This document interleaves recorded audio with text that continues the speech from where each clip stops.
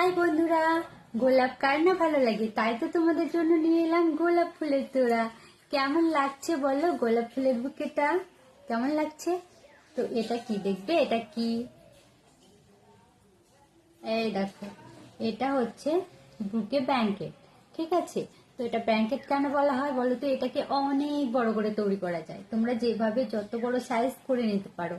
তো করে এটাকে অনেকেই গায়ে পরে, অনেকে এভাবে সোফাতে বসে এইভাবে এটা মানে শীতের দিন এটা এভাবে পায়ের উপরে রেখে কাজ করে, মানে যে যেভাবে চায়।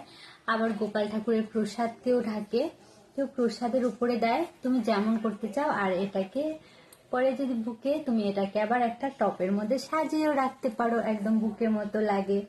তো কেমন হয়েছে এটা বলো? পুরোটা কিন্তু উলের সুতো দিয়ে তৈরি, এটা নষ্ট হবে না, কিছু হবে না, নোংরা হলে আবার ধুয়ে দিতে পারবে। কেমন লাগলো কমেন্টে অবশ্যই জানাবে, কার কার পছন্দ হয়েছে।